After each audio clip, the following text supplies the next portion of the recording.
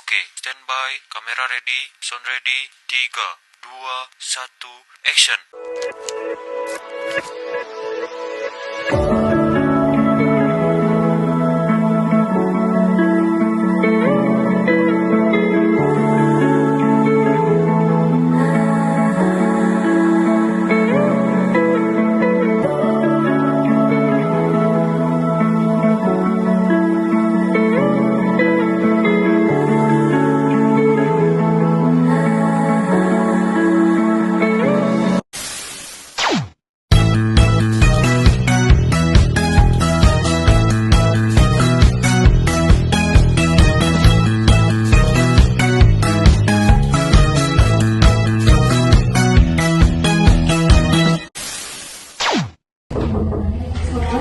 Waalaikumsalam, silakan masuk Asa. Iya, makasih.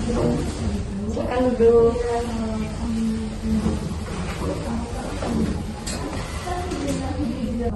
Bagaimana kabar Asa hari ini? Aku baik sih Kak, cuman hari-hari ini tuh agak sedih aja. Kenapa nih Asa? Kamu kelihatan agak murung akhir-akhir ini. Apakah ada hal yang membuatmu gelisah atau tidak tenang? Iya Kak, aku tuh merasa bersalah. Gara-garanya aku tuh suka berbohong. Sempat berbohong juga waktu itu sama mama waktu ditanya soal nilai ulangan. Oh begitu ya Asa. Terima kasih udah jujur sama kakak. Sebelum kita lanjut ngobrol, kakak akan jelasin dulu ada asas dalam bimbingan dan konseling ya. Yang pertama ada asas kerahasiaan. Artinya semua yang kamu ceritakan di sini akan kakak jaga rahasianya. Yang kedua ada asas kesukarelaan. Kamu tidak dipaksa bercerita semua atas kemauan kamu sendiri. Dan yang ketiga ada asas keterbukaan. Supaya kakak bisa bantu dengan cepat, kamu perlu bercerita dengan jujur dan terbuka. Bagaimana Asa? Ya Kak, aku siap bercerita dengan jujur. Kamu bisa ceritakan lebih dalam sejak kapan kamu mulai berbohong kepada orang tua? Kapan ya Kak? Kayaknya sih waktu nilai ulangan matematika aku jelek. Terus aku jadi takut kan, mamaku marah. Jadi aku bilang nilainya belum keluar. Apa mama sering marah kalau kamu dapat nilai rendah? Iya Kak, mamaku tuh sering banget ngomel-ngomel tuh kalau nilainya jelek. Kan aku jadi takut, bikin mama tambah sedih, marah juga. Baik, Kak Rahma juga sempat observasi kamu di kelas. Kamu kelihatan sering melamun dan tidak selektif biasanya. Selain itu, kakak sempat tanya teman dekatmu nih, yang ada kan namanya Rani. Nah dia bilang kamu akhir-akhir ini sering diam dan cepat tersinggung kalau dibahas soal pelajaran. Iya Kak, aku merasa bersalah terus, jadi tuh nggak semangat belajar juga. Dari hasil wawancara dan pengamatan ini kakak simpulkan seperti ini ya. Yang pertama ada masalah pribadi emosional. Kamu merasa takut, cemas, dan bersalah setelah berbohong. Yang kedua ada masalah belajar.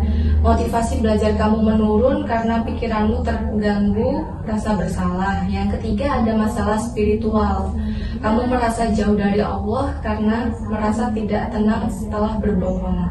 Jadi begitu ya Asa? Iya Kak, aku bener-bener nyesal sih, aku pengen berubah Kak. Baik Asa, Kak Rama punya rencana untuk bantu kamu supaya bisa pulih dan menjadi lebih baik. Rencananya seperti ini ya.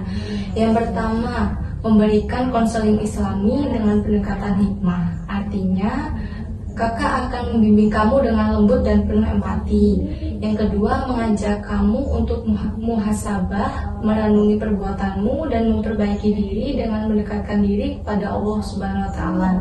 Yang ketiga, memberikan latihan manajemen emosi Islami seperti zikir, doa, dan sholat sunnah agar hati kamu lebih tenang dan damai. Jadi begitu Asa. Oh, aku mau Kak, aku pengen banget dekat sama Allah lagi dan jujur sama mama juga. Baik Asa, sekarang kita mulai sesi konseling Islami ya.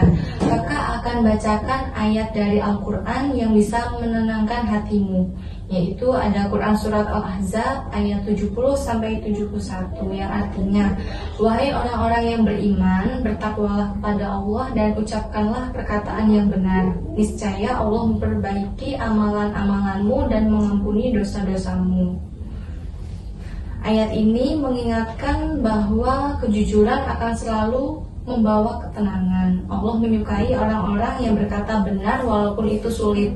Sekarang kakak ingin bantu kamu membuat jadwal ibadah sederhana ya. Yang pertama ada sholat wajib tepat waktu 5 kali sehari. Yang kedua zikir pagi setelah subuh. Yang ketiga doa sebelum tidur dan belajar. Selain itu kakak juga akan mengajak orang tuamu untuk berdialog secara lembut supaya mereka bisa lebih memahami perasaanmu, bukan hanya menegur tapi juga mendukungmu. Ya kak, terima kasih ya kak, karena aku ngerasa jadi lebih tenang sih sekarang. Alhamdulillah, kakak senang mendengarnya. Minggu depan kita bertemu lagi untuk mengevaluasi apakah kamu sudah lebih jujur dan tenang. Kakak juga akan tanya nih bagaimana respon mama setelah kamu jujur. Ya kak, aku bakal berusaha buat minta maaf dan jujur sama mama malam ini. Bagus sekali. Ingat ya, setiap orang pasti pernah salah, tapi Allah selalu membuka pintu ampunan bagi orang yang mau memperbaiki dirinya. Kakak akhiri sesi konseling ini. Kita akan ketemu lagi minggu depan. Assalamualaikum warahmatullahi wabarakatuh. Waalaikumsalam warahmatullahi wabarakatuh. Terima kasih kak. Iya, sama-sama. Hati-hati ya, Sarah.